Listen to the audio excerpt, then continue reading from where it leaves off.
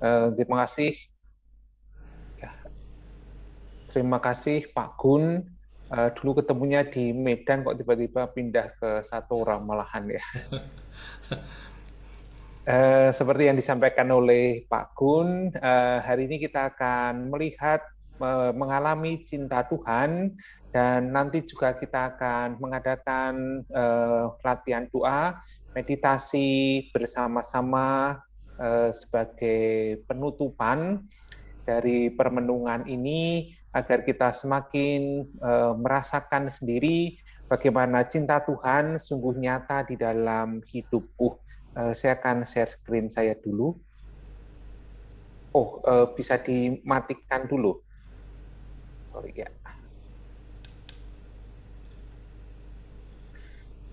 Nah, Bapak, Ibu, dan Saudara-saudari terkasih, kita akan melihat bersama-sama dan mengalami bagaimana cinta Tuhan sungguh nyata di dalam hidup kita masing-masing. Teks yang saya tawarkan untuk kita lihat dari 1 Tawarikh bab 16 ayat 34. Katakan demikian, bersyukurlah kepada Tuhan sebab Ia baik, bahwasanya untuk selama-lamanya kasih setianya. Nah, Bapak, Ibu, dan Saudara-saudari terkasih, kitab Tawarikh ditulis menjelang kembalinya orang-orang Israel, orang-orang Yehuda dari pembuangan Babel menuju tanah mereka sendiri di Yerusalem. Ya. Sebelum mereka pulang, mereka menulis ulang sejarah, membangun visi atas hidup baru yang akan mereka tempuh di tempat mereka sendiri. Setelah 70 tahun atau 50 tahun mereka mengalami pembuangan di Babel, dan sangat mungkin generasi yang lahir di Yerusalem kemudian dibuang ke Babel, semuanya sudah habis, semuanya sudah mati. Dan generasi yang sekarang akan kembali dari Babel ke Yerusalem, sebagian besar atau bahkan semuanya adalah orang-orang yang dilahirkan di Babel. Dan di tempat kita selalu juga ada generation gap ya, gap antar generasi. Apa yang dulu dilakukan oleh orang-orang tua kita, sangat mungkin itu sudah terlupakan ya, kebiasaan, tradisi, ada yang luntur pada generasi-generasi berikut. Demikian juga yang dialami oleh orang-orang Israel di Babel. Maka sebelum mereka pulang, beberapa tokoh mengajak mereka membangun visi atas hidup baru yang akan mereka jalani. Maka sejarah ditulis ulang dengan suatu maksud tertentu. Kalau kita membaca kitab Tawarikh 1 dan 2 Tawarikh, kita akan melihat kembali seluruh sejarah Israel, tetapi sedikit berbeda dengan apa yang diceritakan di dalam kitab 1-2 Samuel atau kitab 1-2 Raja-Raja. Ada beberapa hal yang berbeda. Ya, misalnya di dalam kitab 1 Tawarikh 1 dan 2 Tawarikh, kita tidak akan mendengarkan cerita, tidak akan mendapati cerita mengenai Daud yang mengambil Batsheba secara licik ya. Nggak pernah ada cerita itu. Dan Daud selalu digambarkan sebagai seorang raja yang sangat ideal, pemimpin yang ideal, bahkan seorang imam yang tekun mempersembahkan korban bakaran kepada Tuhan. Di dalam kitab Tawarikh, kita juga tidak akan mendengar cerita mengenai Salomo yang memiliki 700 istri dan 300 budik. Tidak ada. Salomo juga dikisahkan sebagai penerus Raja Daud yang sangat taat kepada Tuhan. Apakah dengan demikian maka kitab Tawarikh itu berbohong? Ya, jawabannya pasti tidak. Kitab Tawarikh itu tidak berbohong. Ditulis dengan suatu maksud tertentu, tujuan tertentu, yaitu membangun visi, ya, visi yang benar atas hidup baru yang sebentar lagi akan dijalani oleh orang-orang dari pembuangan kembali ke Yerusalem. Bisa kita bandingkan seperti ucapan-ucapan, kesan-kesan saudara terhadap anggota kerabat kita, misalnya yang sudah meninggal. Seorang bapak meninggal, kemudian anak-anaknya atau istrinya, menantunya, sahabat-sahabatnya diminta memberikan kesan-kesan. Dan pada umumnya yang disampaikan oleh mereka mengenai bapak itu adalah sesuatu legacy, suatu warisan atau peninggalan yang baik. Entah itu sifat-sifat baiknya, entah itu tindakan-tindakan baiknya, entah itu perbuatan-perbuatan baik yang sudah dilakukan bagi keluarganya, bagi anak-anaknya, mungkin di dalam lingkungan pekerjaannya, di dalam lingkungan komunitas dan persahabatan. Dan secara sengaja ada hal-hal yang tidak dikatakan, bukan ditulis ya, bukan dipelintir supaya yang buruk itu dikatakan dibohongkan supaya kelihatan baik, tidak, tetapi dengan sengaja itu tidak dikatakan supaya tidak memberikan kesan yang buruk atau peninggalan yang buruk bagi para anggota keluarganya. Atau yang beberapa kali juga saya dengar di dalam suatu perusahaan keluarga, kalau mengenang kembali, mengingat kembali orang tua yang mendirikan usaha itu, selalu yang disampaikan adalah cerita-cerita baik, kisah-kisah kerja keras, ketekunan, kejujuran, amal kasih, dan hal-hal baik yang dilakukan oleh pendiri itu, supaya nilai-nilai ini diwariskan pada generasi sekarang dan generasi berikut. Inilah juga maksud dari kitab Tawarikh, menulis ulang sejarah untuk menyampaikan suatu visi atas masa depan yang baik dan gambaran sikap dan tradisi serta kebiasaan seperti inilah yang akan kita lakukan kembali, yang akan kita hidupi kembali kalau kita nanti menetap di Yerusalem, tanah air kita sendiri. Dan yang satu yang sering diserukan adalah untuk senantiasa bersyukur. Senantiasa bersyukur kepada Tuhan.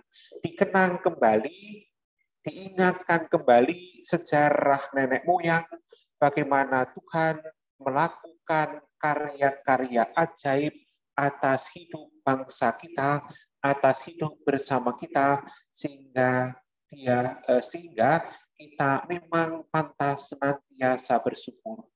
Dengan senantiasa bersyukur, maka kita sungguh mengalami cinta Tuhan sendiri. Maka Bapak, Ibu, dan saudara-saudari terkasih, langkah yang sama, cara yang sama yang pada hari ini, pada malam hari ini akan kita kenangkan kembali, mengalami cinta Tuhan dengan melihat hal-hal yang pantas kita syukuri di dalam kehidupan kita. Ya. Sebab rasa syukur akan lebih bergema dan menambah keindahan di dalam hidup kita.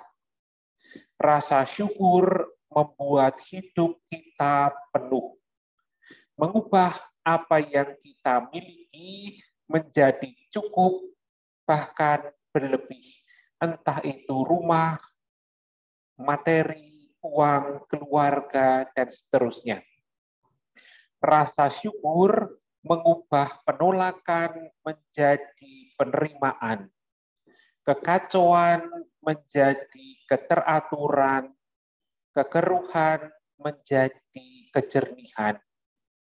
Rasa syukur mengubah hidangan sederhana menjadi pesta. Sebuah bangunan menjadi rumah yang nyaman. Seorang asing menjadi kawan. Rasa syukur membuat masa lalu menjadi indah, memberi kedamaian atas hari ini, dan menciptakan visi atas masa depan.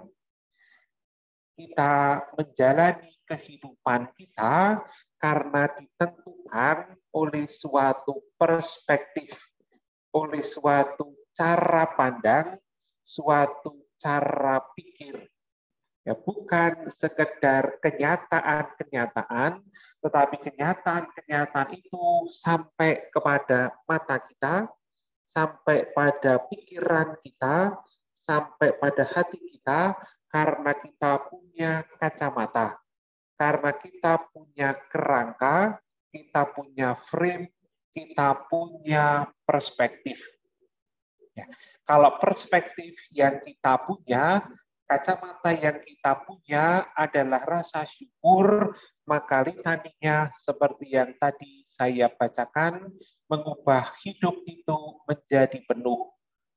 Membuat makanan sederhana menjadi pesta, sebuah bangunan menjadi rumah yang nyaman, penolakan menjadi penerimaan, kekacauan menjadi keteraturan, dan seterusnya. Rasa syukur sungguh menjadi kacamata dan perspektif yang indah. Dengan perspektif ini, dengan kacamata ini, kita menjalani kehidupan kita dan bisa mengatasi perasaan-perasaan yang senantiasa datang dan pergi. Kita bisa penuh syukur kalau mengalami kegembiraan dan sukacita, kalau ada hal-hal yang baik datang terjadi di dalam hidupmu. Tetapi saya tetap graceful, tetap lemah lembut, tetap dengan tenang jika ada hal-hal yang tidak mengenakan, yang menyesakkan, yang tidak seperti kuharapkan terjadi di dalam hidupmu. Kita mengerti, Bapak, Ibu, dan saudara-saudari terkasih, perasaan kita, emosi kita itu selalu datang dan pergi. Ada saatnya saya merasakan kegembiraan, sukacita, semangat yang berkobar-kobar, penuh pengertian, kesabaran, tetapi di waktu lain akan ada saatnya saya merasa sedih, saya merasa galau, saya merasa tertekan, saya merasa kacau. Tetapi semua rasa itu semuanya akan datang dan pergi. Apa yang tetap? Yang tetap adalah cara saya bereaksi. Kalau cara saya bereaksi itu ditentukan, dipengaruhi oleh perspektif yang benar, oleh kerangka yang benar. Salah satunya adalah dengan rasa syukur, maka saya mampu mengatasi emosi-emosi, perasaan-perasaan yang datang dan pergi. Tidak menjadi berlebih-lebihan ketika mengalami kegembiraan dan sukacita, demikian juga tidak menjadi berlebih-lebihan ketika yang ada adalah kegalauan, kesedihan, sakit hati, ataupun rasa perasaan yang tidak nyaman. Nah, demikian juga Bapak, Ibu, dan saudara-saudari terkasih ya, rasa syukur jika menjadi perspektif di dalam hidup kita, kerangka atau cara saya berpikir dan cara saya merasa akan memperluas cakrawala hidup kita. Dan kalau cakrawala hidup kita menjadi semakin luas, akan lebih meningkatkan level toleransi saya. Beberapa hari yang lalu, saya kontak dengan teman baik, ya teman dekat yang sudah belasan tahun menjadi teman dekat saya. Dan dia bisa bercerita mengenai banyak hal di dalam hidupnya, baik itu hal-hal yang besar maupun perkara-perkara yang kecil. Nah, perkara yang kecil itu misalnya baru makan di mana dan restoran di situ enak, atau baru beli barang apa, ganti TV di rumah dan segala macam ya. Termasuk juga bercerita mengenai perkara-perkara besar. Entah itu tabungannya sekarang berapa, entah itu baru konflik dengan suaminya atau dengan orang tuanya, atau sedang punya masalah ini dengan adiknya yang cukup serius dan membutuhkan penolong atau konselor yang memadai ya, karena soalnya itu sangat serius ya. Jadi kita biasa cerita mengenai banyak hal di dalam hidup yang dialami. Nah, tetapi karena beberapa bulan terakhir dia juga sibuk dan saya juga banyak urusan, sehingga terlewat kalau pas mau telepon itu selalu jamnya tidak pas gitu. Pas saya sedang di jalan, pas sedang live itu jadi tidak selalu pasnya. Baru beberapa hari yang lalu itu bisa cerita panjang lebar, dan satu yang dia ceritakan adalah tentang lingkungan kerjaannya. Ditawari untuk pegang dua klinik, dan beberapa bulan lalu, tetapi ditolaknya karena tempatnya itu terlalu jauh sehingga agak kerepotan ya untuk memegang dua klinik itu. Dan ketika dia cerita itu saya agak kaget ya, spontan, loh kok ditolak gitu. Dan ketika saya bilang loh kok ditolak, dia menjadi kaget, loh kan saya sudah cerita Romo. Saya sudah cerita beberapa waktu lalu, dan saya sudah bilang semuanya. Lalu saya mengatakan, loh belum, saya nggak pernah dengar cerita ini. Lalu suaranya semakin meninggi, udah Romo, saya sudah cerita, mungkin karena Romo saja sibuk, sehingga nggak kepikiran, lupa atas apa yang saya ceritakan. Dan ketika dia intonasinya semakin tinggi, saya jadi deg gitu ya. Seingat saya, memang nggak pernah atau belum cerita mengenai perkara itu. Tetapi daripada saya membela diri bahwa saya belum mendengar cerita, saya memilih untuk diam, dan dalam hati itu saya lebih bersyukur, lebih bergembira bahwa dia menghormati kebersamaan dan menghormati persahabatan dengan saya, sehingga banyak hal itu diceritakan, termasuk perkara yang sangat penting ini di dalam hidupnya. Daripada saya membela diri dan menjelaskan bahwa saya belum diceritani dan tidak tahu sama sekali, yang pasti akan lebih merusak relasi dan yang akan merusak hubungan. Lebih baik saya diam dan membiarkannya merasa benar, dan itu lebih menyelamatkan ikatan persahabatan daripada saya mengungkapkan bahwa saya benar dan dia keliru. Untungnya dalam suasana hati di mana saya diliputi rasa syukur. Kalau perspektif saya dan hati saya itu diliputi ingin benar, ingin menang, mungkin tanggapan saya akan berbeda, akan membela dan menjelaskan bahwa dia belum bercerita mengenai perkara itu kepada saya. Nah, Bapak Ibu dan saudara-saudari terkasih, perspektif kita, kacamata yang kita pakai akan menentukan cara saya bersikap, cara saya bereaksi, bukan hanya kenyataan-kenyataan atau fakta-fakta yang saya hadapi.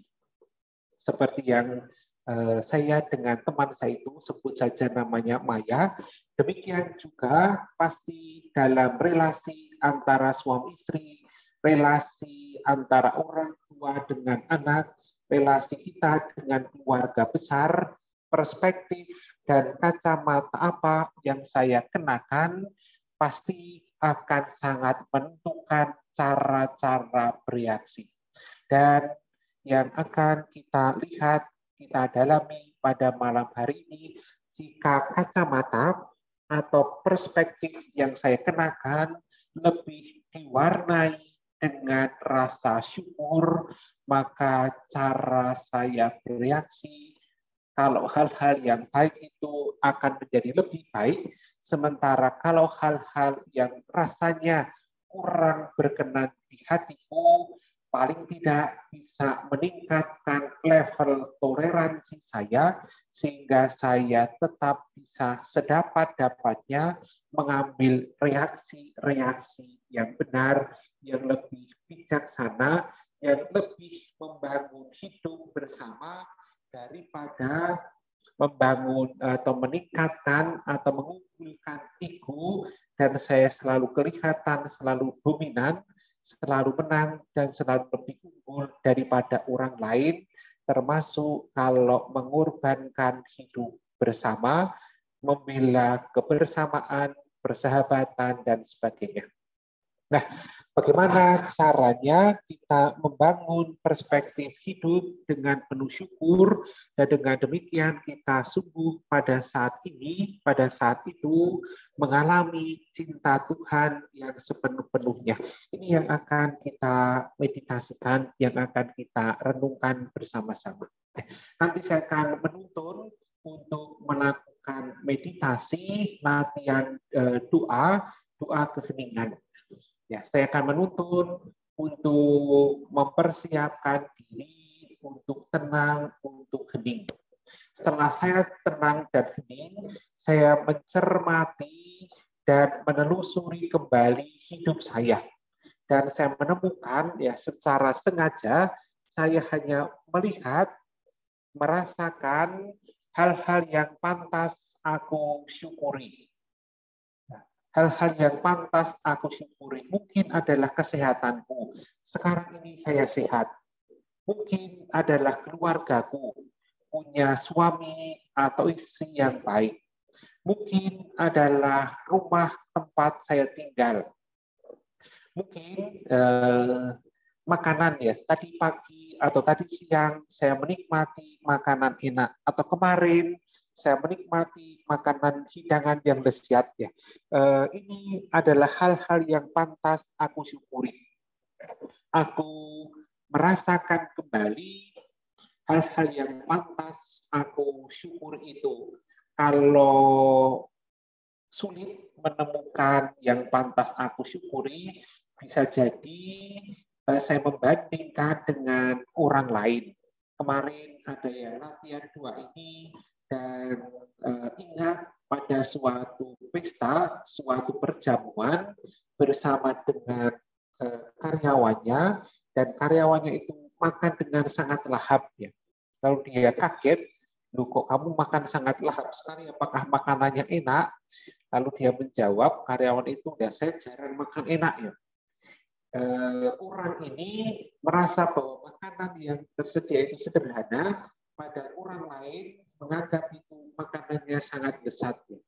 Saya bisa membandingkan, setiap hari saya mendapat makanan yang lezat, tetapi saya menganggapnya biasa saja, padahal barangkali bagi orang-orang yang hidupnya kurang beruntung, yang di jalanan, yang gelandangan, makanan sehari-hari saya itu luar biasa enak.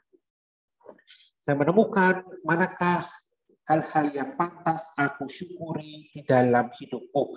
Lalu saya mencermati apa yang saya temukan dan saya merasakan perasaan saya. Dan kemudian nanti kita bercakap-cakap dengan Tuhan seturut yang kurasakan di dalam hatiku. Ini Bapak Ibu sekalian yang akan kita meditasikan.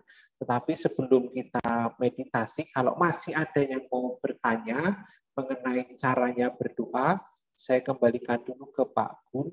Silahkan Pak Gun, kalau masih ada yang belum jelas. Ya, terima kasih Romo atas renungannya. Bagi Bapak Ibu yang rasanya ada yang bertanya, silakan langsung saja bertanya. Setelah itu kita akan masuki meditasi yang akan dituntun oleh Romo Romanto. Ada yang bertanya kira-kira, ada yang tidak jelas? Bu Vivi mungkin?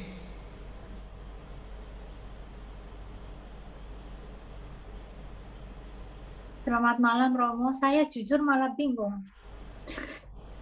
Romo terlalu canggih jelasinnya. Mohon maaf. Yang sederhananya, sistematisnya jadi gimana ya Romo? Kita akan doa dulu. Mungkin pertanyaannya berkaitan dengan caranya berdoa dulu ya, sebelum nanti mengenai topik-topik renungannya. Nanti saya akan memberikan tuntunannya, Ibu. Oh, oke. Ya, misalnya sesuatu yang pantas saya syukuri adalah tadi siang saya mendapat makanan enak ya, makanan saya enak. Saya punya rumah yang nyaman untuk saya tinggali.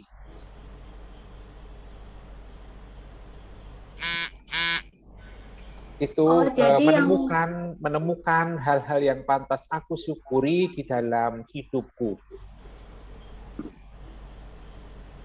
Halo Romo, saya mau bertanya. Ya, Romo, ya. Jadi kelebihan yang kita dapat ya Romo berkat. Mungkin bisa juga boleh nggak Romo misalnya kesulitan yang kita hadapin terus kita bisa laluin dengan bersandar ke Yesus, itu juga kita bisa bawa di dalam doa ini. Ya, fokus perhatiannya adalah hal-hal yang pantas aku syukuri di dalam hidupku.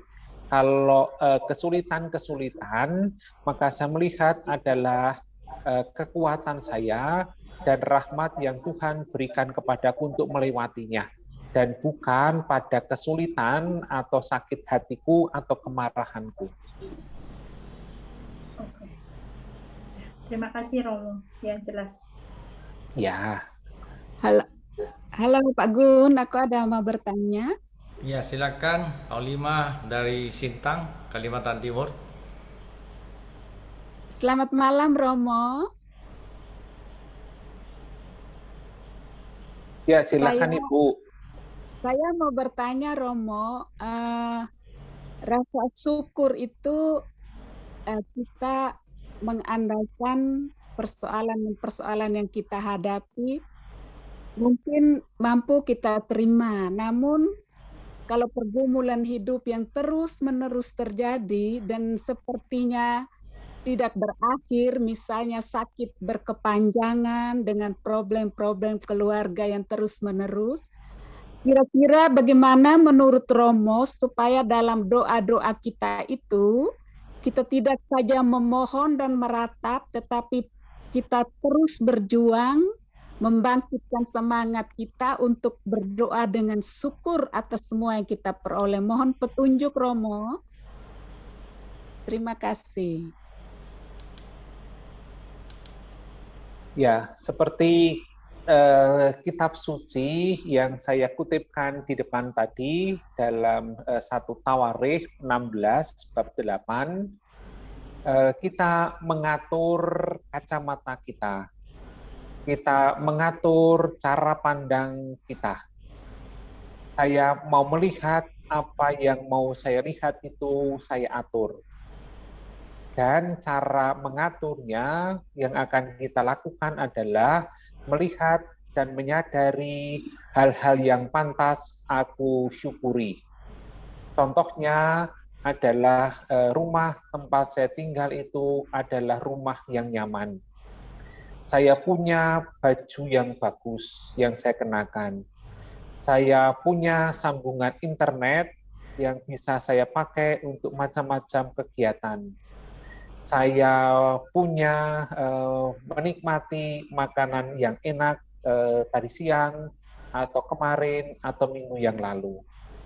Saya punya suami yang baik atau istri yang baik yang memperhatikan saya. Yang akan kita bangun adalah perspektif, cara pikir, cara pandang, atau kacamata yang saya kenakan. Itu yang akan kita usahakan, sehingga moga-moga bisa membantu untuk melihat hidup yang saya jalani. Terima kasih Romo. Ya, masih ada? Masih ada yang mau bertanya?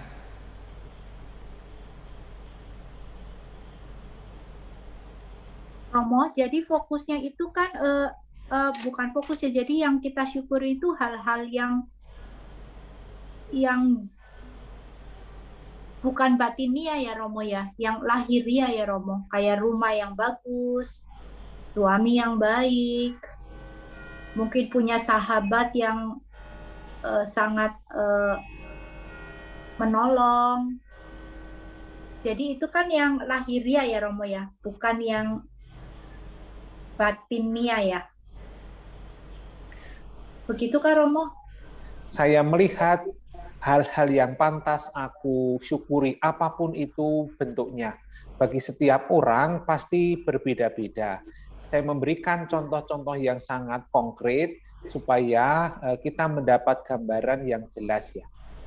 Kalau saya membuat contohnya yang rumit, nanti semakin rumit lagi. Tetapi saya mencoba membuat contoh-contoh yang sekonkret-konkretnya supaya kita bisa membantu melihat apakah hal-hal yang pantas aku syukuri. Silakan Bapak Ibu sekalian mencari di dalam hidup Anda masing-masing manakah hal-hal yang pantas aku syukuri.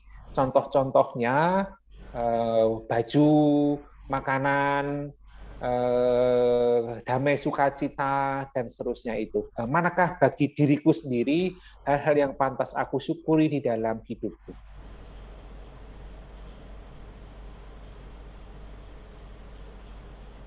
Semua harus kita syukuri deh Romo. Halo, gimana? Halo Bu Mei, suaranya kurang jelas Bu Mei.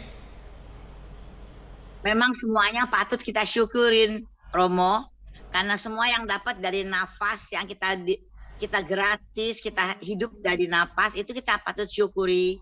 Sampai sekarang kita masih sehat, kita patut syukuri. Ya, kalau Ibu menemukan bahwa nafas pun adalah suatu yang pantas syukuri, silahkan ya. Maka kita masing-masing menemukan manakah dalam hidupku hal-hal yang pantas aku syukuri. Oke. Ibu Sri ada pertanyaan? Bu Sri dari Bali? Nggak ada ya? Enggak Pak Gun, enggak. Ya. Kalau nggak ada lagi, baik Romo, kita bisa memulai latihan doa kita. Baik, mari kita sekarang menyiapkan diri kita untuk berdoa. Saya akan memberikan tuntunannya dan saya akan memutarkan musik pengiring doa kita.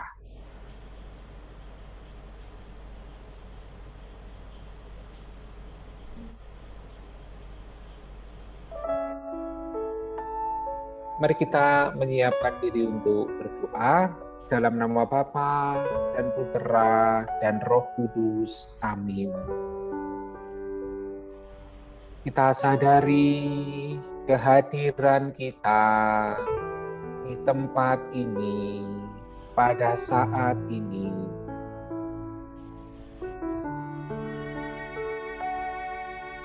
Kita tinggalkan sejenak beban-beban pikiran kita,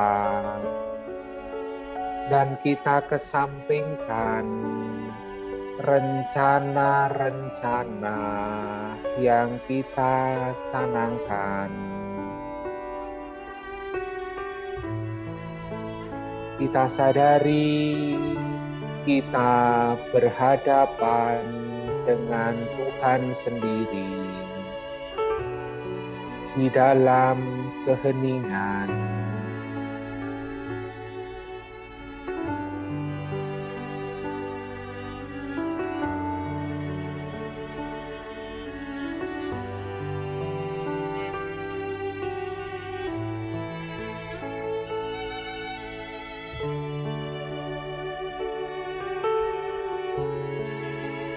Kepada Tuhan yang menatapmu dengan penuh kasih, dengan kata-kata sendiri, mohonlah rahmat agar Ia menerangi hati dan budimu, agar engkau mampu melihat hal-hal yang pantas engkau syukuri dalam hidupmu.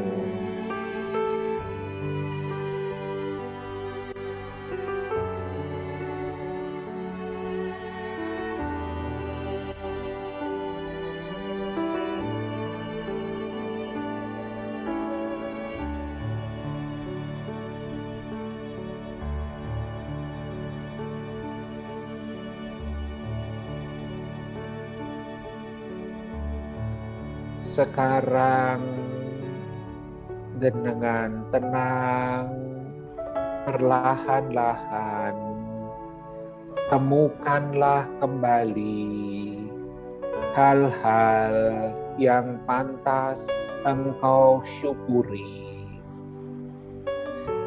Dan jangan hanya membuat daftarnya saat menemukan, rasakanlah, cecaplah, dan nikmatilah, serta rasakan perasaan hatimu.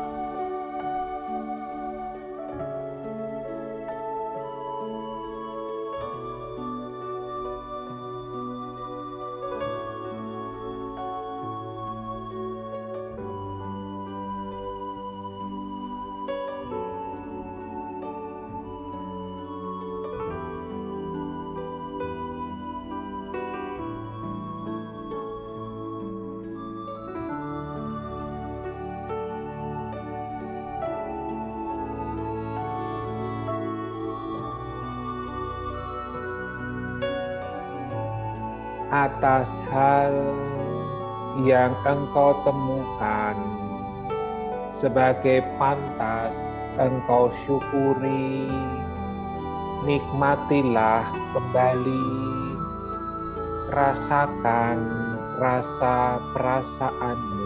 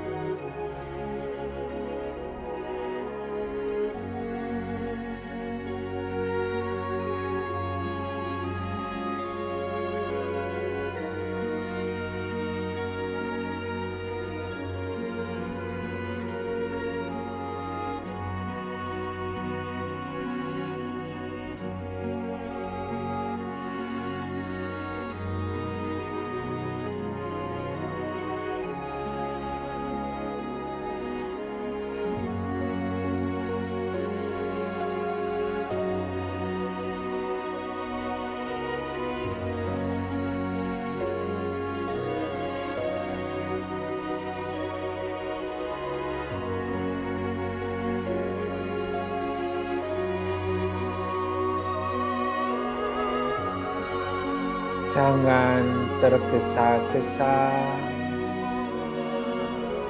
berilah waktu untuk merasakan sungguh perasaan hatimu.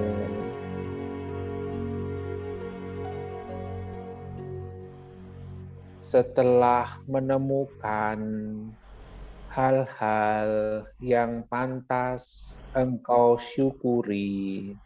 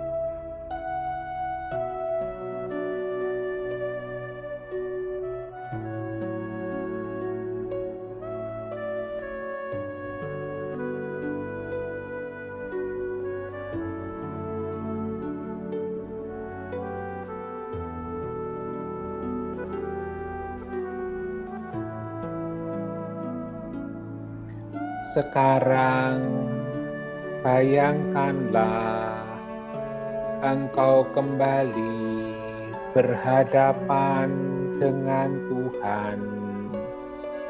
Bercakap-cakaplah dengan Dia seturut yang kau rasakan dalam hatimu saat ini. Misalnya, mengucap syukur atas hal-hal yang baru saja engkau rasakan kembali sebagai tanda cinta Tuhan bagimu.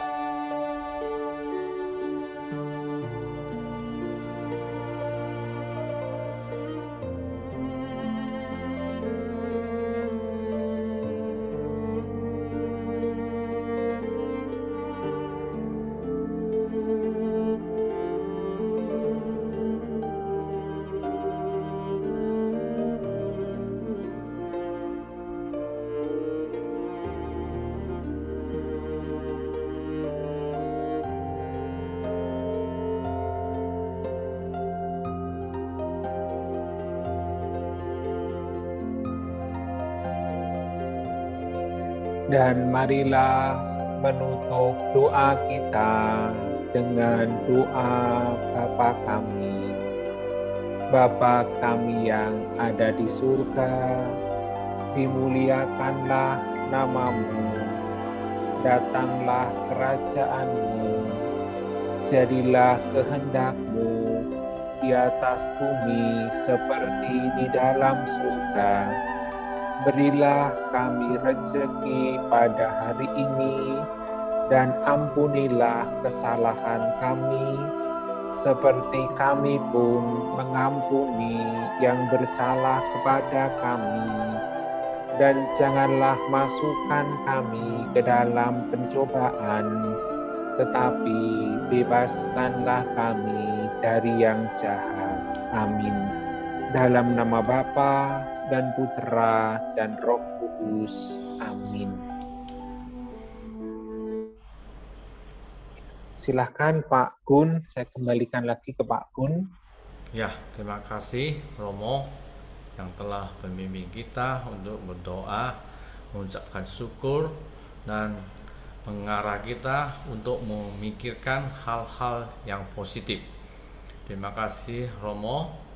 Nah, bagi kita kira-kira apa ada pertanyaan kepada Romo yang mau disampaikan, dipersilakan. Dalam renungan tadi, kira-kira perasaan Bapak Ibu dan bagaimana, dan kira-kira apa yang terjadi, apa kira-kira ada yang mau ditanya atau disampaikan kepada Romo? Dipersilakan. Pak Rinto, ada yang mau ditanya Pak Rinto? Belum, Pak Gun. Udah ya. Dewi, ada yang mau tanya Dewi? Belum ya. Jadi semuanya cukup jelas ya. Oke, kalau sudah cukup jelas, ini saya lihat ini ada raise hand dari Ibu Dwi. Ada yang mau tanya Ibu Dwi? Ibu Dwi?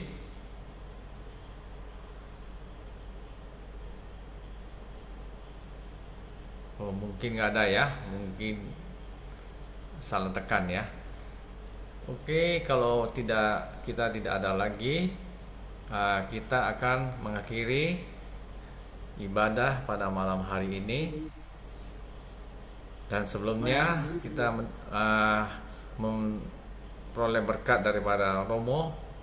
Kiranya kita menutup dengan satu doa penutup oleh Ibu Marta. Nanti selesai lagu penutup, tolong Romo langsung memberikan doa penutup dan doa berkat kepada kita. Oke, mari kita Pak.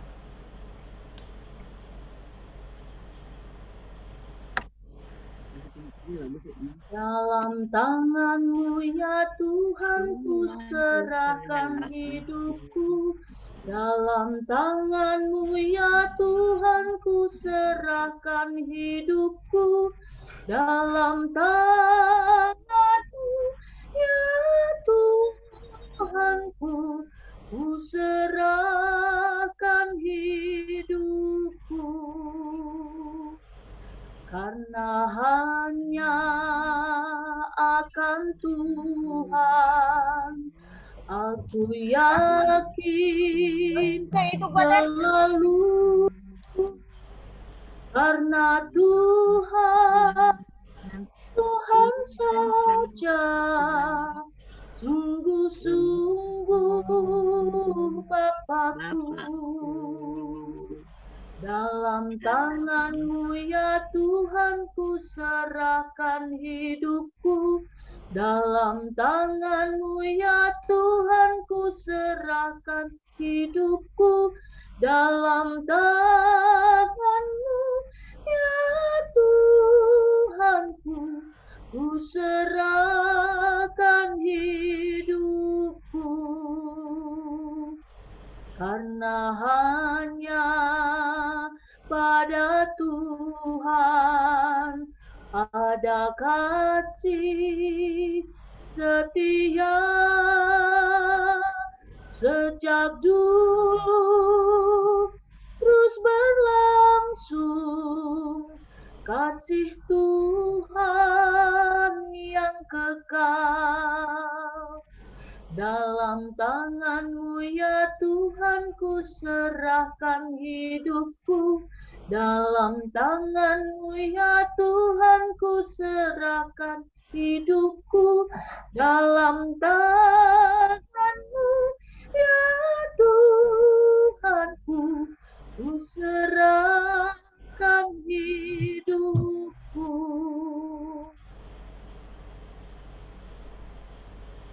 Marilah berdoa.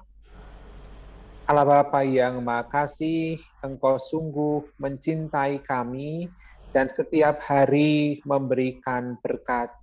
Bukalah mata dan hati kami untuk lebih melihat kasih-Mu daripada apa yang tidak terjadi sesuai dengan harapan kami.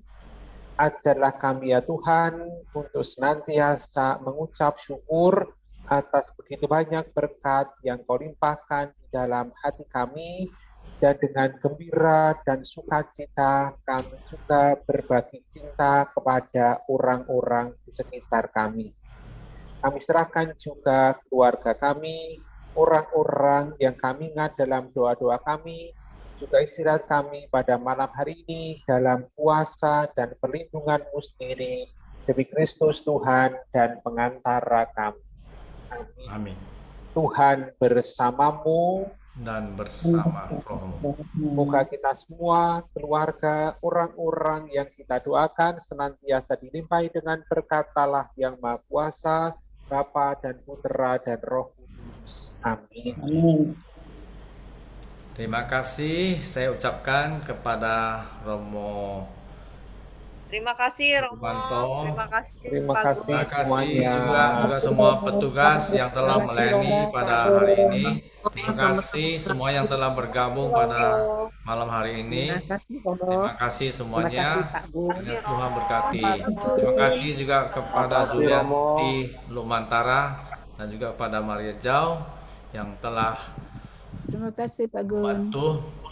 Terima kasih ya semuanya petugas-petugas, kepada Ibu Marta Lauli, kepada Maria Goretti, kepada Regina Rita, kepada Dewi Poris, Ibu Firly, Sama Pak. Eli Kurniawan, juga Ibu Catherine dan Yeni. Terima kasih semuanya ya, kiranya Tuhan berkati kita semuanya. Amin. Selamat malam. Selamat malam, Romo. Permisi. Terima kasih, Romo. Terima kasih semuanya. Terima kasih Romo. Terima kasih, Romo.